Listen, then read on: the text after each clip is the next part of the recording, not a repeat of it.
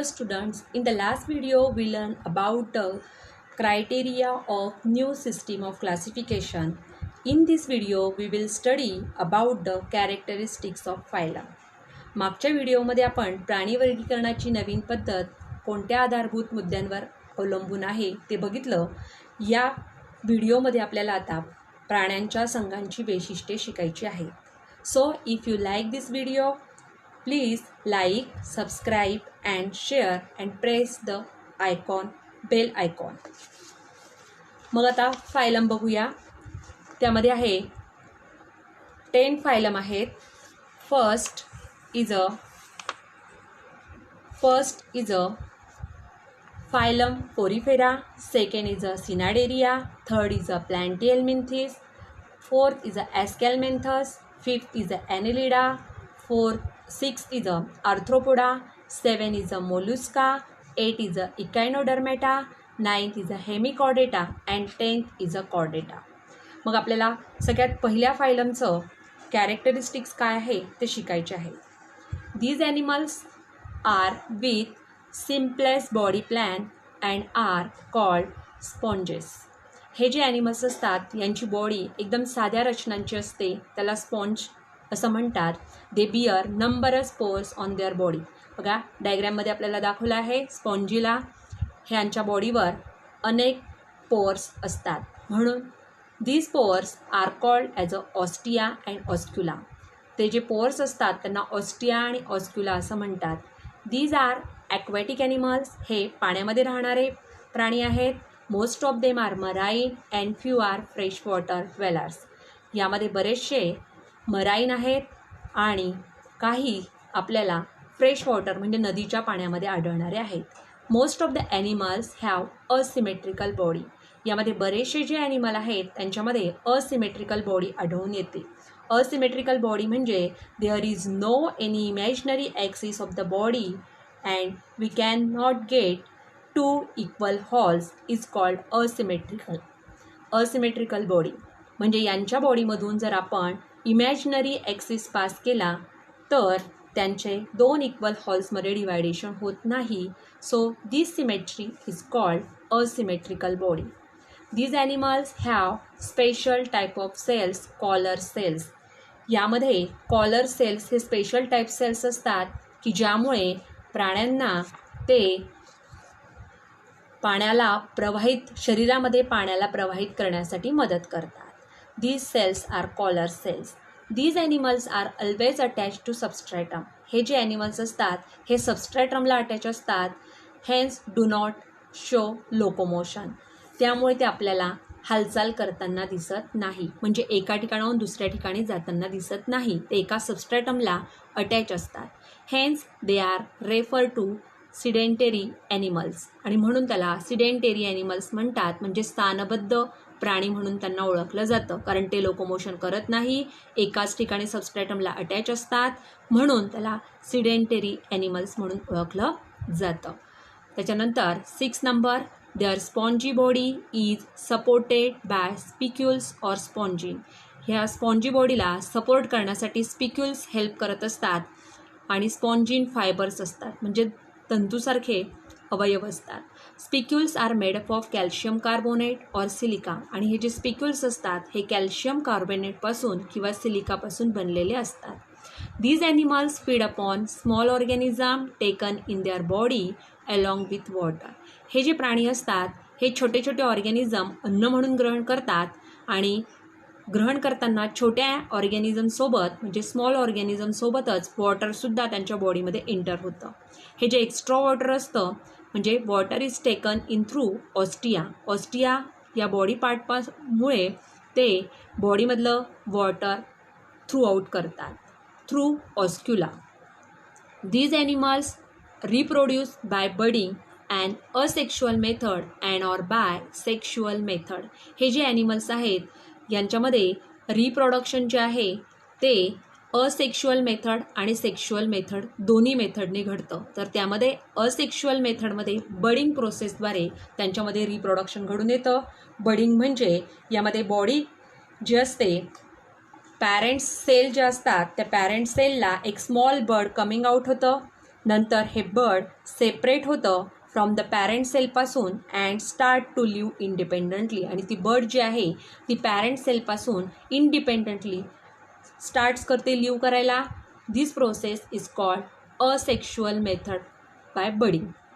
And sexual method means sexual reproduction always occur with the help of 2 germ cells male and female gamete. म्हणजे ज्यामध्ये sexual method आहे त्यामध्ये mail आणि female gamete always occur करतात आणि यांच्या हेल्पने जे रिप्रोडक्शन असतं त्याला सेक्शुअल रिप्रोडक्शन असं म्हणतात. आणि बडिंग प्रोसेस ही असेक्शुअल मेथड आहे. यामध्ये पॅरेंट सेलला एक बर्ड कमिंग आउट होते आणि त्याच्यामध्ये ती बर्ड पॅरेंट सेलपासनं starts live independently and form a new organism. This method is called asexual method. They have good ability of regeneration. यांच्यामध्ये रिजनरेशनची खूप चांगल्या पद्धतीची क्षमता असते. बघा आपण 8 मेन कॅरेक्टर्स बघितले. एकदा रिवाईज करू मग एक्झाम्पल बघूया. फर्स्ट आहे बघा, हे ॲनिमल्स जे असतात यांची बॉडी सिम्पलेस्ट असते. याला स्पंज असं म्हणतात. They bear numerous spores. त्यांच्या बॉडीवर नंबरस स्पोअर्स असतात. This spores are called ostia. त्यांना ऑस्टिया असं म्हणतात किंवा ऑस्क्युलासुद्धा म्हणतात. They are aquatic animals. हे ॲक्वॅटिक ॲनिमल्स आहेत. Most of them are marine. यामधले काही मराईन आहेत तर काही फ्रेश वॉटर आहेत. Animals have asymmetrical body. यांची जी बॉडी असते ही असिमेट्रिकल बॉडी असते. मी आत्ताच सांगितलं की असिमेट्रिकल बॉडी म्हणजे काय असतं तर त्याला मराठीमध्ये अरीय सममिती म्हणतात. म्हणजे बॉडीमधून एकही imaginary any imaginary axis of the body we cannot get 2 equal halves. म्हणजे इमॅजिनरी लाईन जर आपण त्याच्यातनं पास केली तर त्याचे 2 इक्वल हॉल्समध्ये डिवायडेशन होत नाही. This symmetry is called asymmetrical body. Fourth point आहे, these animals have special type of cell collar cell. या ॲनिमलमध्ये स्पेशल टाईप ऑफ सेल असतात त्याला कॉलर सेल असं म्हणतात.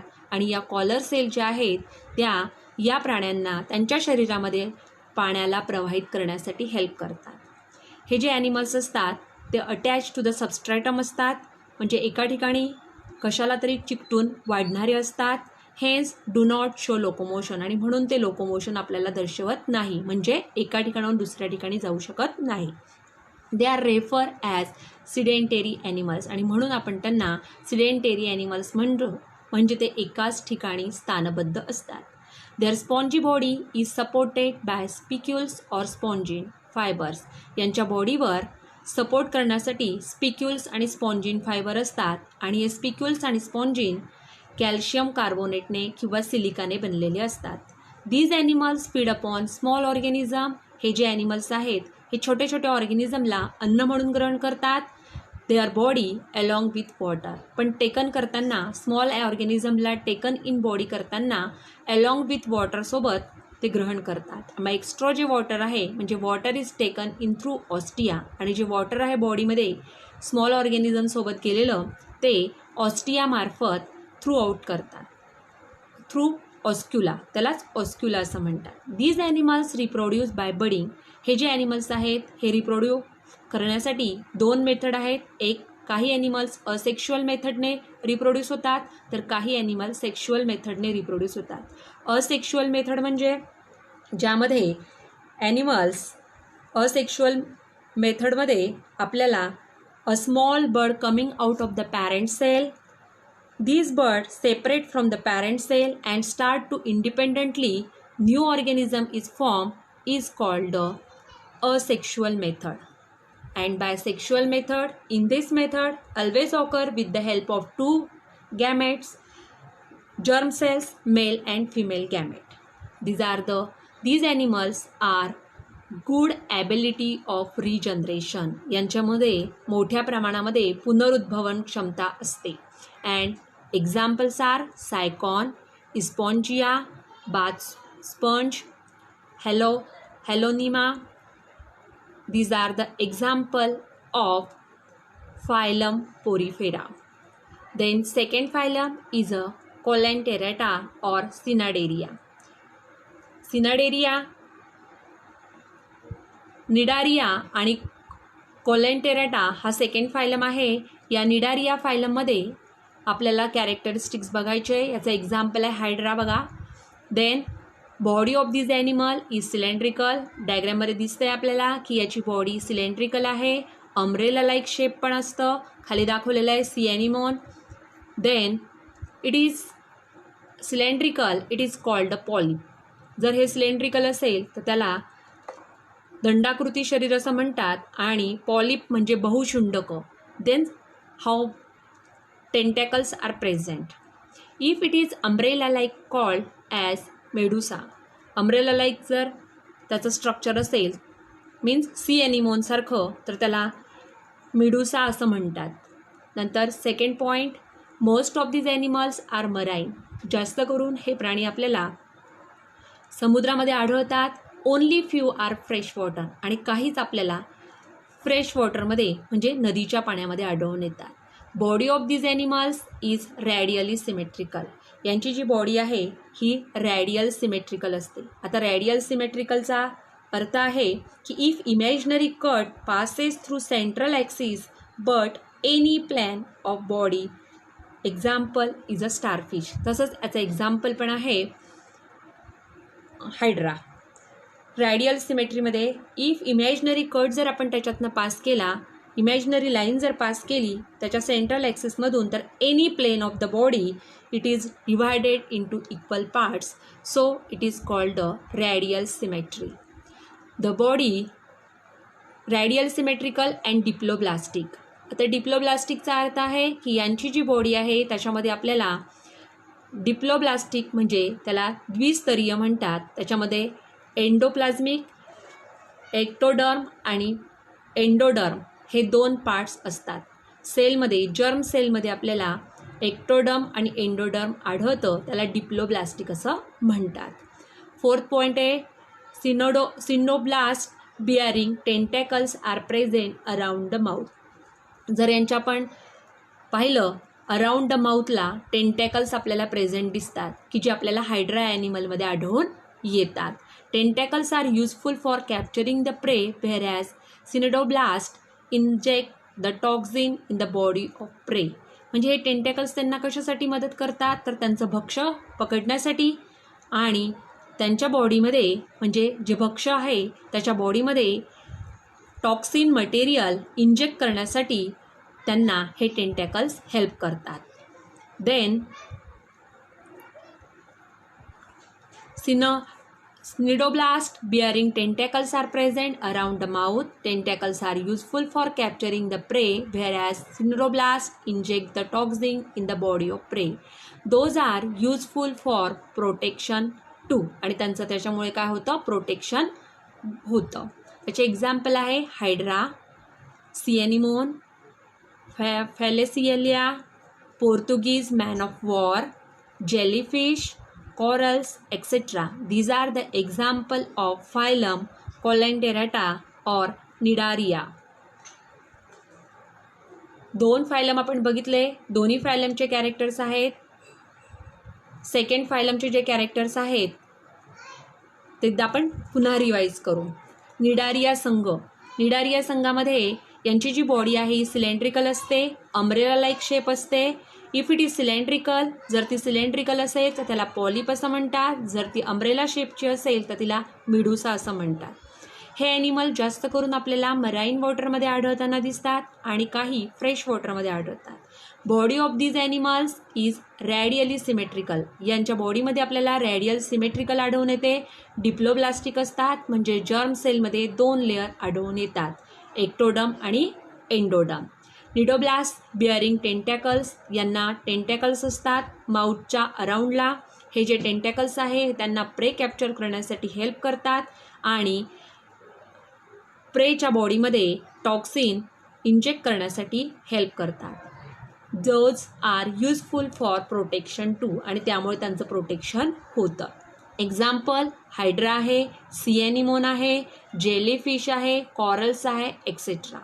These are the two phylum. First is a Porifera and second is a Nidaria. Third phylum Platyhelminthes. Phylum आहे आता Platyhelminthes. Body of this animal is slender and flat like a leaf or strip. यांची जी body आहे ॲनिमलची ती slender असते म्हणजे सडपातळ असते, फ्लॅट असते म्हणजे चपटी असते. Hence they are called as a platform, आणि म्हणून आपण ह्याला फ्लॅटफॉर्म असं म्हणतो. हे जे फ्लॅटफॉर्म आहे हे एंडोपॅरासाइट आहे. Most of these animals are endoparasite. Few are free living and aquatic. जास्त करून हे एंडोपॅरासाइट्स आहेत म्हणजेच दुसऱ्या प्राण्यांच्या शरीरामध्ये राहणारे आहेत. एंडोपॅरासाइट्स म्हणजे those organism are present inside the other organism is called endoparasites, and some are free living and aquatic. Body is ॲकोलोमेट and bilaterally symmetrical. यांची जी बॉडी आहे ती ॲकोलोमेट असते. ॲकोलोमेट म्हणजे ज्यांच्यामध्ये body cavity is absent between body and internal organ is called acoelomate. ॲकोलोमेटमध्ये body cavity absent असते. ज्या ॲनिमलमध्ये आपल्याला बॉडी कॅव्हिटी ॲब्सेंट असते त्याला म्हणतात ॲकोलोमेट, आणि हे प्लॅन्टीहेल्मिन्थस या प्राण्यांमध्ये आपल्याला आढळून येतं. बायलॅटरली सिमेट्रिकल आहे. बायलॅट्रिकल सिमेट्रिकल म्हणजे there is only one such imaginary axis of a body we can get 2 equal halls.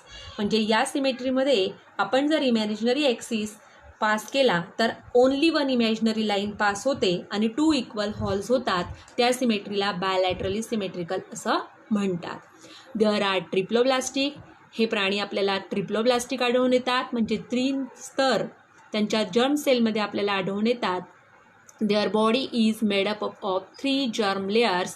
First endoderm, ectoderm and mesoderm. यामध्ये आपल्याला 3 लेअर आढळून येतात. एक म्हणजे एंडोडर्म, दुसरं म्हणजे एक्टोडर्म आणि थर्ड लेअर म्हणजे mesoderm. These animals are hermaphrodite. हे जे ॲनिमल्स आहेत हे हर्मॅफ्रोडाईट असतात म्हणजे मेल आणि female reproductive system are present in the same animal body. म्हणजे ज्या प्राण्यांच्या शरीरामध्ये मेल आणि फिमेल रिप्रोडक्टिव्ह ऑर्गन एकाच ॲनिमलमध्ये आढळून येतं त्याला हर्मॅफ्रोडाईट असं म्हणतात. आणि प्लॅन्टीहेल्मिन्थस संघामध्ये येणारे जे प्राणी आहेत ते हर्मॅफ्रोडाईट आहेत म्हणजे यामध्ये मेल आणि female reproductive system present in the same animal body. Then example planaria, liver fluke, tapeworm, etc. These are the example in this diagram: planaria, tapeworm and liver fluke. This is the phylum Platyhelminthes. आपण तिसरा phylum बघितला आहे प्लॅन्टीहेल्मिन्थस. आता first आपण बघितला होता Porifera, second is a Cnidaria आणि third is a प्लॅन्टीहेल्मिन्थस. आता प्लॅन्टीहेल्मिन्थसचे कॅरेक्टर्स आपण एकदा पुन्हा रिवाईज करू की body of this animal is slender म्हणजे सडपातळ बॉडी असते, फ्लॅट असते म्हणून त्याला आपण फ्लॅटफॉर्म असं म्हणतो. यावर आपल्याला क्वेश्चन येऊ शकतो की why phylum Platyhelminthes are called flatworm. मग the animals of this organism having the body is slender, flat. Most of this animals are endoparasites. हे ॲनिमल्स एंडोपॅरासाइट्स आहेत, फ्री लिव्हिंग आहेत, ॲक्वेटिक आहेत. ॲकोलोमेट अँड बायलॅटरल सिमेट्री त्यांच्यामध्ये आढळून येते. These are triploblastic. Their body is made up of 3 germ layer. यांच्या बॉडीमध्ये आपल्याला 3 जर्म लेअर आढळून येतात: एंडोडर्म, एक्टोडर्म अँड मिझोडर्म. हे जे ॲनिमल्स असतात ते हर्मॅफ्रोडाईट आहेत म्हणजे त्याला आपण मेल आणि female reproductive system present in the same animal body असं म्हणतात. आपण 3 फायलम बघितले आहेत. Next time to be continue. So if you like this video, please like, subscribe and share and press the bell icon. Thank you.